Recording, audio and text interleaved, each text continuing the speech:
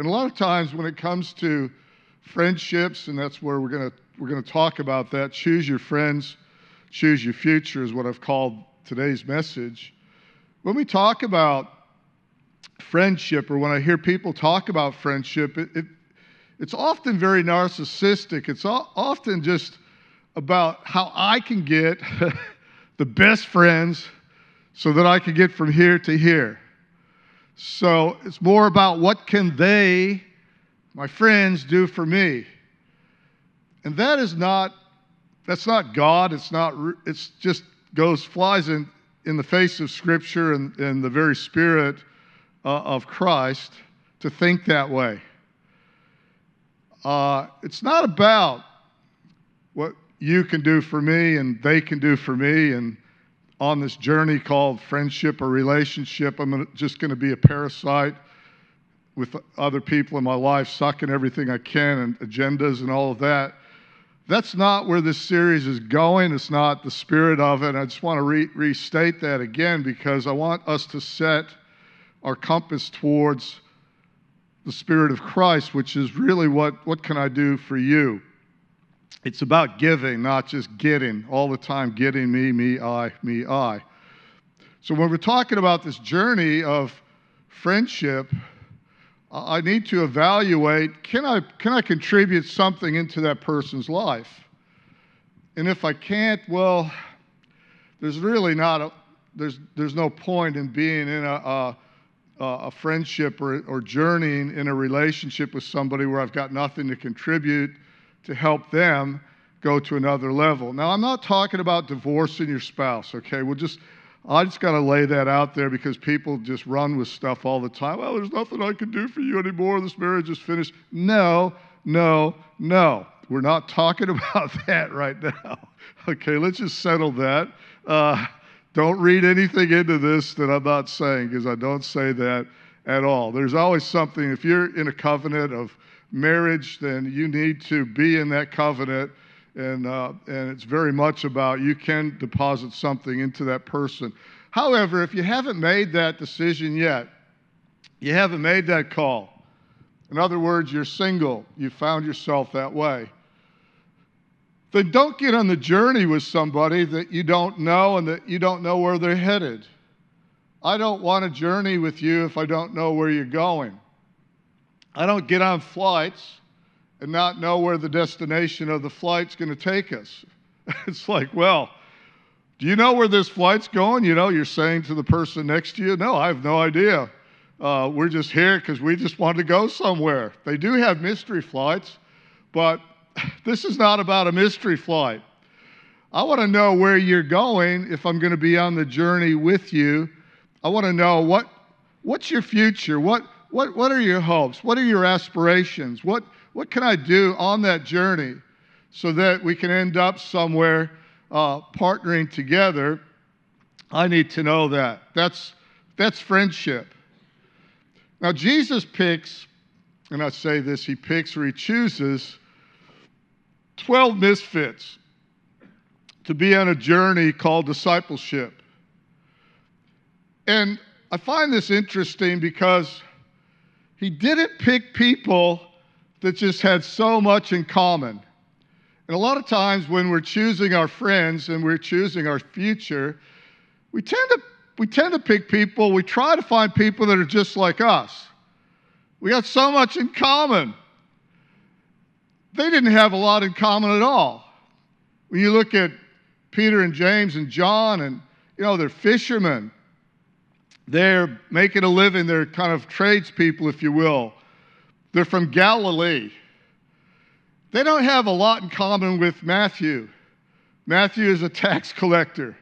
Matthew, they're all Jews, but they had that in common. But he didn't have a lot in common with, say, Simon the Zealot. Simon the Zealot was a revolutionary person to overthrow Rome. That was his target as a zealot, was to overthrow the Roman Empire.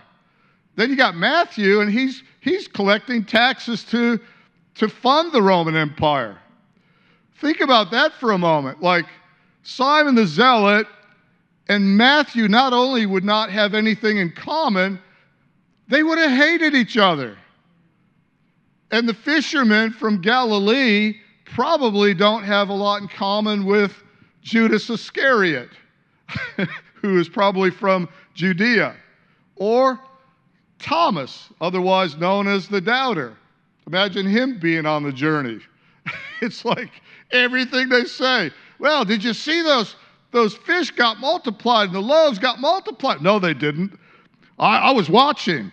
I saw it. Like there was somebody there and they went and bought all this stuff, and there's a logical reason for everything, you know. Science says that can't happen. They didn't have a lot in common, but they had one thing that was in common. They were all following Jesus. So on this journey, which again, your life is not stagnant, your life is a journey. It's moving all the time. You're moving somewhere. You're moving towards something. And when you choose your friends, you can't just pick people that like rugby league or rugby union or baseball or basketball or the same color or whatever, the same, genre of music. That's not what this is about. You're going to find people in life that don't have a lot in common. In fact, the church would be a collection of people like that. If I looked at everybody here, very few of us have a lot in common when it comes to, our favorite whatever team or whatever. It's not about that, but the one big thing we do have in common is we're all following Jesus, who's calling us all up higher. So my contribution into your life, this relationship called church, and it's the same with other relationships that you have in life, I'm here to help you move higher. You're here to help me move higher. It's not about me. I don't come here so I can just get everything out of it, me, I, me. It's about what I can contribute in that relationship. Now, the Greeks had four words around one particular concept, one central theme, and we're going to look at that this morning. Then we're going to look at three qualities, if you were, of friendship. They had different words for friendship, but they also had different words for a big word called love. Jesus says in John 15, "This is my commandment." He's talking to his disciples, and he's actually speaking only days before he's crucified. So he's not talking to his enemies. He's not talking to just the population in general. He's speaking to the 12 that he chose. One of them has betrayed, so he's really speaking to 11. And he says this to them. He says, "This is my command, that you love one another." Not that you somehow get everything in common and find your common ground, and that you, Matthew, all of a sudden hate Rome and want to join Simon the Zealot, that you guys that don't fish, all of a sudden you're going to take up fishing, so you have that in common. You can all go fishing together. You guys are going to drop your fishing and you're going to go help Matthew collect taxes, or you're all going to become doubters or whatever. No, that you love one another. Now, the Greeks had four different words for the word love. I want to give those to you. And the first one is the highest kind of love, which is used in John 15. It's the word agape. You've probably heard it before. If you've been a Christian long enough, you would have heard the word agape. Agape love is the highest kind of love. Agape love is the God kind of love. Agape love is the love that's based on the character of the one giving the love, not on the recipient of the love. So if he says that you agape one another, it's not based on the character of the person that you're called to love. It's based on the character of the one doing the love, which in this place is God. The highest kind of love comes from the highest person, which is God. For God so agape the world, everybody, that he gave his only begotten Son, John 3:16. It's the highest kind of love, and it's not based upon I get pleasure out of you or enjoyment or what we have in common. It's based upon the character of love himself, the character of God. It's the highest kind of love because it actually gives you the ability to love your enemy. That's the highest kind of love, and that's the love that he's speaking about when he says, "This is my commandment to you 12. He's about to be crucified again. He's headed for the cross. He's headed to pay the ultimate price. And he says, you guys, this is my commandment to you 12. You misfits that don't get along, you're squabbling, fighting all the time, carrying on, all the rest of it. This is not an optional thing. I'm not requesting this. This is my command to you. Love, agape, one another." Now, the second kind of love, it's a different word. It's the word phileo, P-H, spelled with a P-H-E-L-I-O, phileo, or E-O. Phileo love's where, say, the city of Philadelphia is named after that. It means, it means friendship. That's why it's called the city of friendship. Philos, phileo, is friendship. Now, friendship, unlike agape, is the kind of love that says, I find pleasure in you, and you find pleasure in me. And phileo love is based not just on the character of the person doing the loving, but also the recipient of the love. It takes two to be friends. And so he says that I've called you friends. In fact, we'll just go and look at the next scripture here on that. When it comes to John 15,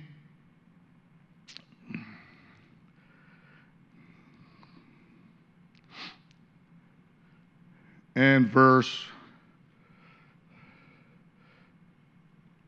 a few verses here, but phileo, he's called you friends, he says. Phileo, friendship, it's based on mutual enjoyment or somebody that you take pleasure in. And the quality of phileo is determined by the character of the recipient and the giver. So this friendship, you can agape somebody and not really be their friend. In other words, we're not going to hang out together because there's not this mutual pleasure in the relationship. We're going to get into that in a moment because this is where we're talking about choose your friends, choose your future. Who you're going to let on the journey and who you're going to jump on the journey. The other two words, storge is the third word that I'll give you for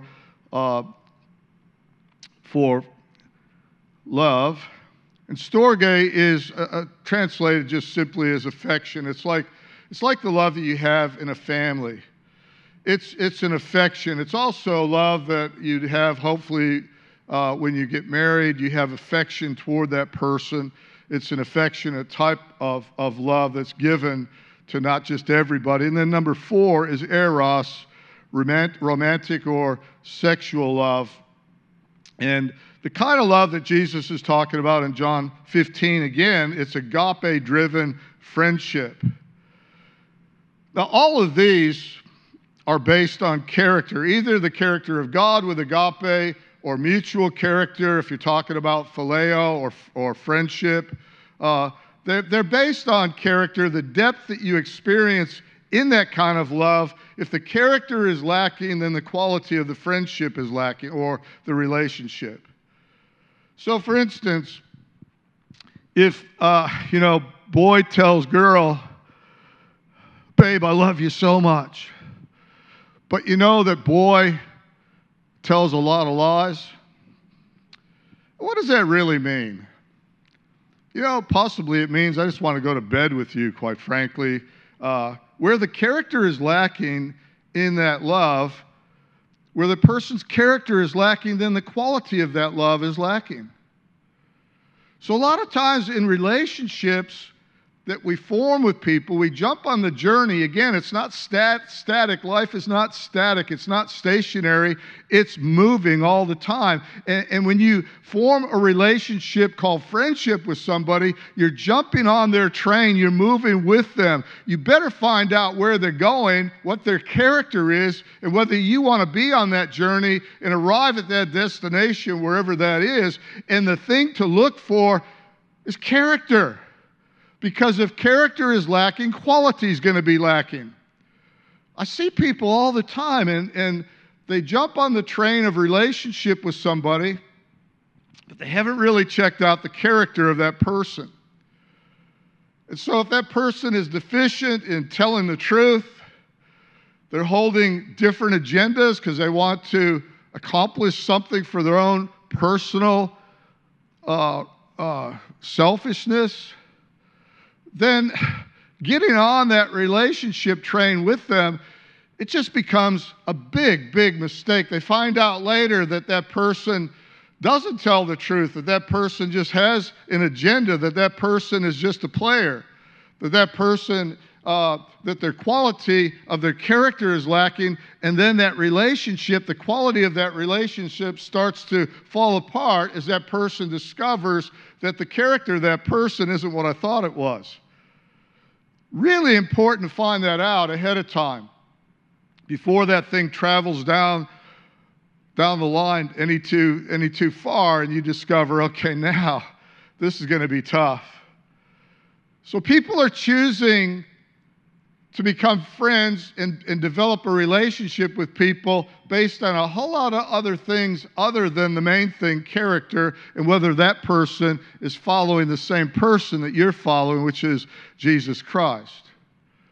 So if that's happened to you, well then you've got to ask yourself some questions. Again, I'm not talking about divorce, so please stay off of that. But you've got to ask yourself some questions. Where is this relationship going, and what kind of love can I have toward that person? Now, I can have agape love for everybody, because again, it's the God kind of love. It just means that I see people as God sees people, as valuable and precious, which is everybody. Even people down at the prison that are lacking in integrity and whatever landed them in jail. I can even go there, and I've visited many prisons all over the world. I can look with compassion. I can see those people, and I can love them with the love of God. But I'm not going to phileo them. I'm not going to say, hey, why don't you and I just become really good friends here? And I know that you're in prison because you can't tell the truth, and so I'm going to trust you with money or whatever. No, that's not going to happen. But I can look at them with the love of God, and I can point them toward Jesus, somebody that forgave them of their sins so they can actually repent, and they can get right with God, and they can get on a better journey than the journey that they've been traveling on. So whenever your relationship hits a bumpy patch, if you will, or hits a roadblock, you always have the option to go to the highest level of love, which is agape love. That doesn't mean, though, that you're going to trust everything to that person if they've proven themselves as untrustworthy. Now, it says that now abideth these faith, hope, and love. And the highest of these is love. So if somebody's messed up and you've discovered, hey, their character isn't what I thought it was, and I'm already on the journey with them, well, trust is historical, so you're not going to trust. You're not called because you love them. You're not called to trust them again with everything. If they've ripped you off, in fact, somebody says if somebody is untrustworthy in one thing, they're probably untrustworthy in everything. If they'll lie to you about one thing, they're probably going to lie to you about a whole lot of things. And so if somebody's stolen from me, for instance, and their character is deficient and that they are dishonest, they're a thief, I can still love them with agape, but I'm not going to trust them with my bank account. If they've cheated and proven themselves unfaithful, You can still love them with agape, forgive them and everything else, but you're not going to trust them again with your heart, and that infidelity speaks very loudly unless they do something with it. Trust is historical. Faith is now. I can still have faith. I can pray. Hope is future tense, so I can have hope that they're going to change.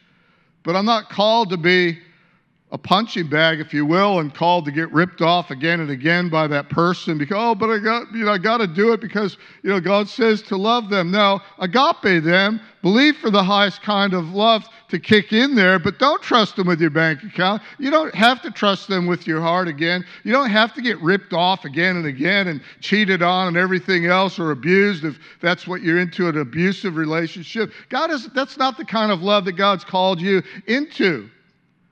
It's really important, though, if you haven't established a friendship with somebody, and if you're dating somebody or about to date somebody before you get married to that person, that you look at these things and look at their character, because you can have friendship with somebody and it can be based on what gives the two of you pleasure together. Oh, we just love to watch the same types of movies. We love to, go out and party or whatever it is that you're up to. That is not the basis for a great friendship.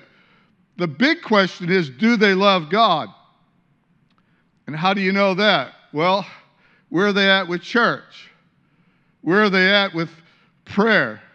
Do they dive into the Bible? Do you share things together that God has showed you? Do they have a vibrant relationship with the same person that you love with all of your heart? If not, well, suggestion, don't get on the journey with them. Love them from a distance. Love them with the love of God. Point them in the right direction. I see people get into relationships, and we're talking now about boy-girl. And I think girls tend to go this way a little bit more than the guys do. I think because of mercy and compassion and perhaps emotions. Well, we're just going out together because I'm going to lead them to the Lord. So we get together, we read the Bible together, boy, girl. We pray together. Do you realize that's one of the most intimate things you can do with another human being? Is to get together and pray and read the Bible? Like, if you're married, do not do that with somebody of the opposite sex. Big mistake. Get a sister. If you're a brother, get a sister to do that. Don't you do it. If you're a sister, get a brother to read the Bible and pray with that person of the opposite sex. Do not say, well, how are we going to reach him if I don't do that? Well, you're probably going to get pulled off the chair. Somebody said before you pull them up on the chair with you. You're going to get pulled off. Missionary dating, we used to call it, I don't know what they call it now, is a big, big mistake. Agape love, and I'm going to find you somebody of the same sex to go ahead and do that intimate Bible study prayer time that you desperately need to disciple you, but I'm not the one. Now, I had some women that did disciple me when I was in my 20s, and they were 85 plus. There ain't nothing going to go down there. Nothing did go down there. Nothing ever could or would go down there. It was safe. I hung out with women and got discipled by a lot of women. But there was no confusion about where the lines were, and there was no desire. But now, if you're doing that with somebody that could possibly, be desirable, then all I can say is you're setting yourself up for a really bad time.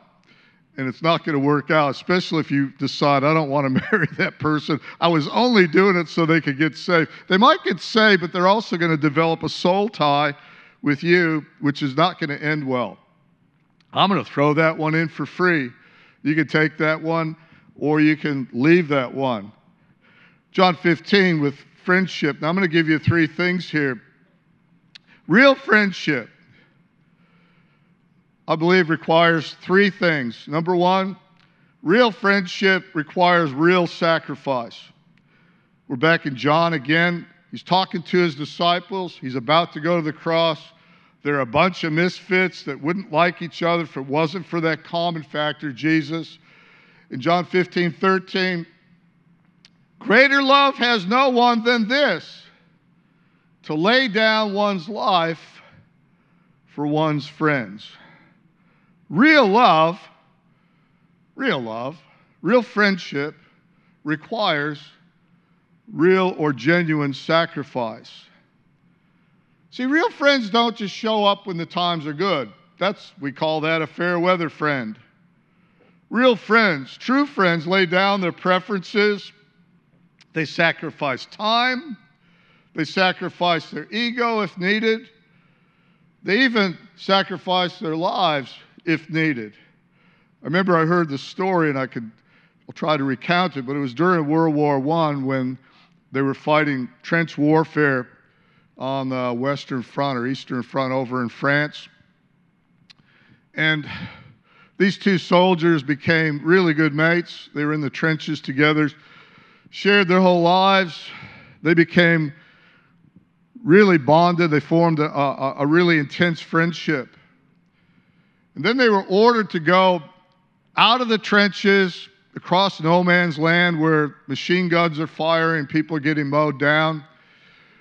And one of the guys saw his friend get mowed down by a machine gunner, and he had to keep charging and everything else. They retreated back to the trenches. And then he could hear his friend moaning in the middle of the night. He'd been hit, he couldn't move, he was in a lot of pain. And he got out of the trench, against orders actually, went out and reached his friend. Came back and his friend had died. He came back and somebody said, well, was it worth it? You risked your life, you could have been killed, you violated orders to go out and reach that person. He goes, yeah, it was worth it. Because his last words were, I knew that you would come. Because they were friends. And there's nothing that you wouldn't do for someone that's a true, I'm talking about real friendship. What Jesus did for us, he sacrificed his very life for you and I. And now he says, now you go and do likewise. It's based on character. What character? The Christ character. That a true friend lays down their life. They lay down their life, everything.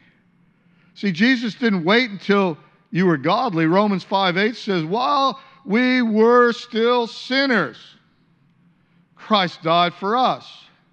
That's agape in action. But Jesus goes deeper in verse 14 of John 15. You are my friends if you do what I command you. Again, he's talking to these 12. You are my friends if you do what I command you. What did he command? Verse 17. This is my command, that you agape, that you love each other. It's real friendship that reflects the love of God. It values others. It sacrifices for them. It commits to them. It uplifts them. If you are married and you're here this morning, you have to have that kind of sacrificial love if you're married, or it's not really going to go too well for you. There is nothing, I know, out of all the people in my life, I know that if something happened, there'd be one person that would reach me. She's sitting over there. You might be here and you're next to someone and you could say the same thing. If the chips were down and I was rotting in a prison somewhere, she would do everything she could to get to me and get me out.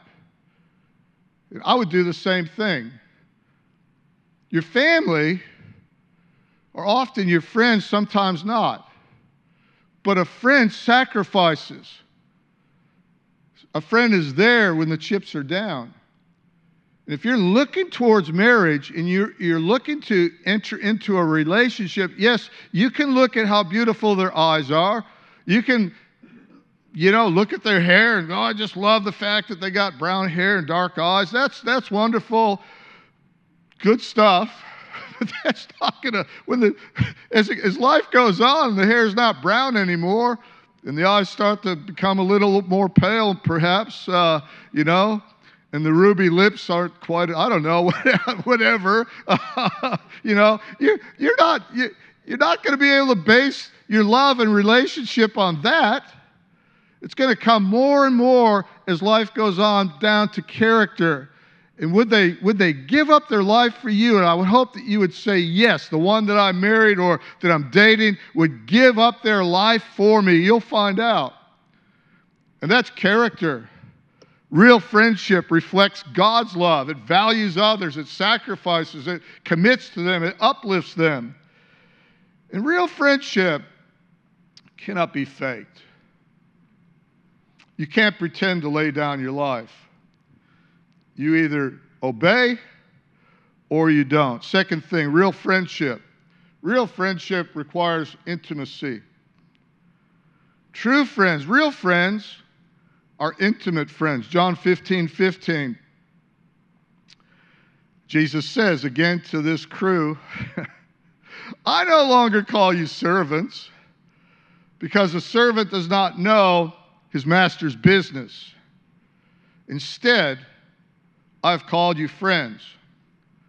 For everything that I learned from my Father, I have made known to you. This is so radical because slaves obey commands, and he does give us a command to love one another. But slaves obey commands, but they don't know the heart of the master. Friends are trusted with the why, not just the what. Jesus gives them his plans, his purposes, his feelings, his thoughts. That's intimacy. That's true friendship and true love. In the Hebrew culture, they ate together. They were in covenant. Intimacy is to share your secrets and to share your soul. True friends open up, they confide in each other, and they walk in a mutual trust. And that again requires character.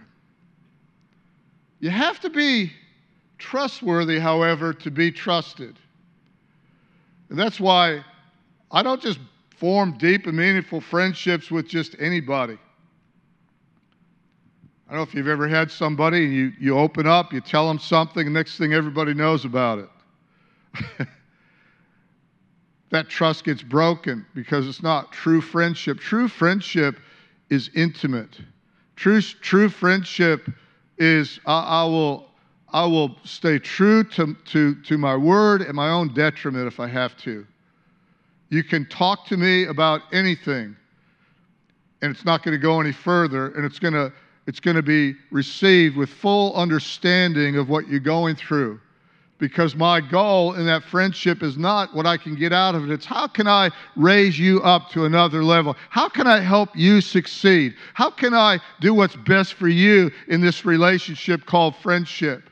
It's not just about what pleasure that I take in that person all the time about do they make me laugh? Do they make me happy? Do they make me rich or whatever. It's about what can I do for you on this journey to help you get to where you are going on this journey. And you can be intimate, and I can be intimate with you because we are trustworthy.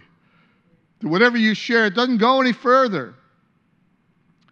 And I think it's sad in life that sometimes we have to go to professional people because they've taken an oath or something, but we can't do that as believers. Number three, real friendship requires, number three, initiative. John 15:16, again, Jesus is having this conversation. You did not choose me, but I chose you and appointed you so that you might go and bear fruit that will last. And so that whatever you ask in my name, the Father will give you. Initiative. You didn't choose me, I chose you. You think you chose me? You are wrong. It was me that said to you, Peter and James and John, put your nets down and follow me. And they dropped everything. It was me that said to you, Matthew, give up that high-paying job collecting money for the Romans and follow me. It was me that chose you, Simon the Zealot. You were busy plotting plans to overthrow the Roman government, to take your particular set of skills, to take and leave everything, including your agenda, to overthrow Rome, and to take up a cross and follow me in submission. It was me that chose you. If you're sitting here right now or you're watching online, don't think that you chose Jesus and did all the work in the matter. He chose you. He did it for you. He so loved you that he gave his only life. You are on that journey for one reason. He chose you, and you said yes to that. He made the first move. He took the initiative to call you a friend. Friendship doesn't happen by accident. Don't just wait for the right person. Be the right person. You can't wait for the right person to find you. You must become the right person. I say this, if you're single, be the person that you want to marry would marry. I'm just praying for a godly man that prays all the time. Are you a godly woman that prays all the time? You'll probably find a godly man that prays all the time. I'm just waiting for a woman of the word, a woman with character, real character that I can trust. Will she be able to trust you? Are you a man of real character? Whatever it is that you're trying to attract, be that person and they'll be attracted to you. If you're not the real McCoy, they're going to be repelled. They're going to find out you're not really, you're false advertising. You don't have that character. Therefore, they're not attracted to you. I can remember when I was single 100 years ago, 150 years ago, and I was new to the whole church world. And I wouldn't say I was a player before that, but I was a player. Really messed up in how, this is before Tinder and Hinged and all the dating sites. We didn't have the internet and all the rest of it. It was a long time ago, back when stagecoaches roamed the prairies of America. We were on the Oregon Trail. It was a long time ago. And I got saved. I went into the church. And it was a fairly decent-sized church. And I'm looking at all these women. I'm going, whoa, man, this is going to be good. So I just used some of my particular set of skills that I learned at the club. And I found that with the godly women, it didn't work. It's like, what's wrong with me? I was buffed. I was young. I thought I was pretty handsome. And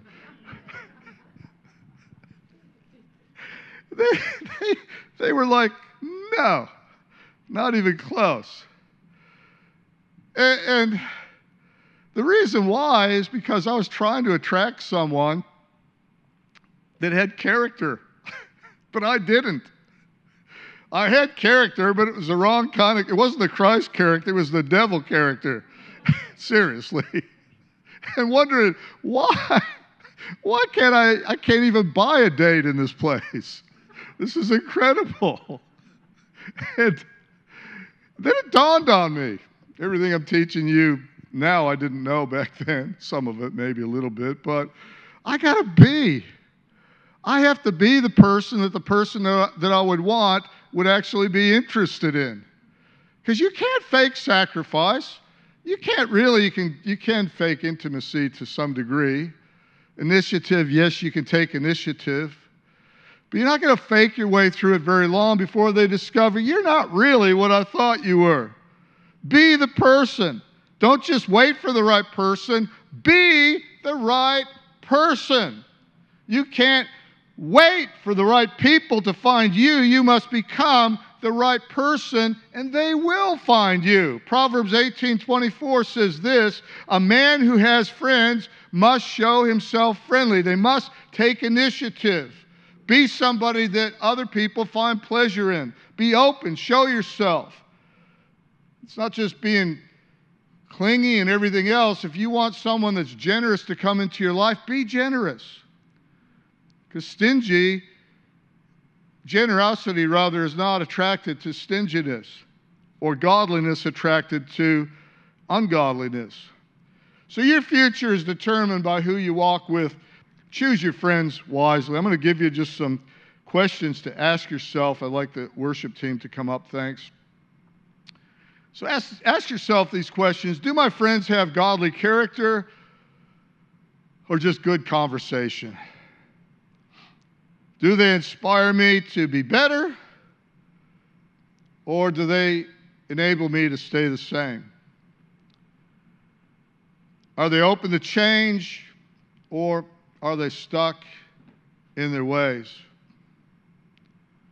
Do I feel refreshed or drained after I'm with them? Are they givers, takers, or users? How do you upgrade your friendships? Again, these are just bullet points. I'll just give them to you, and you can listen to the message and take notes. How do you upgrade friendships? Because truly, choose your friends. You're choosing your future. Stop settling for convenience. Look for character. Stop waiting. Start initiating. Stop being passive and start building, mainly on yourself. Surround yourself with people who challenge you spiritually, cheer you on emotionally, and call you up higher when you're tempted to go lower. Choose your friends. Choose your future.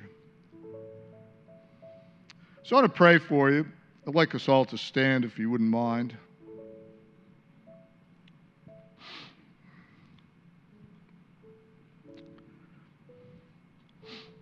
So I believe there's people here. You need to reevaluate your circle of friends. It's hard, I know. Some need to step up and become the friend that you've been praying for. And there might be people here that need to accept Jesus' friendship for the first time. He chose you. You have to say yes to that. So let's pray. Father, help us to love like you love. Help us to build friendships that honor you and shape the future that you would have us on. The journey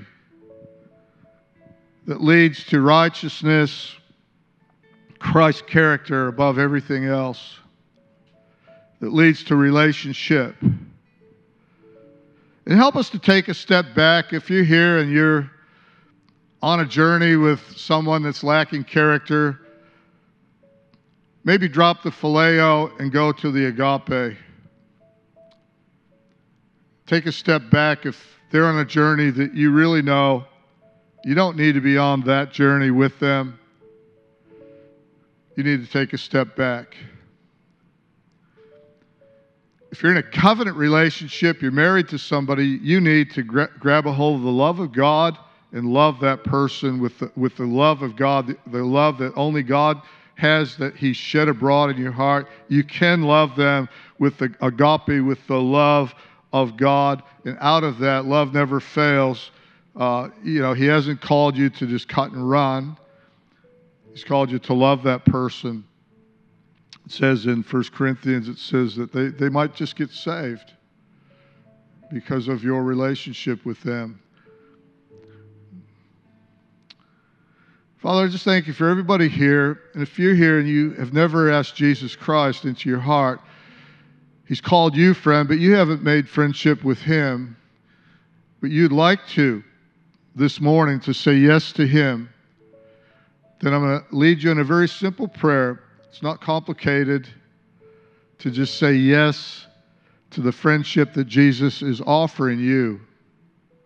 So pray with me if you would. Say, Dear Jesus, I accept your friendship that you offer me. Jesus, I give you my heart. Amen.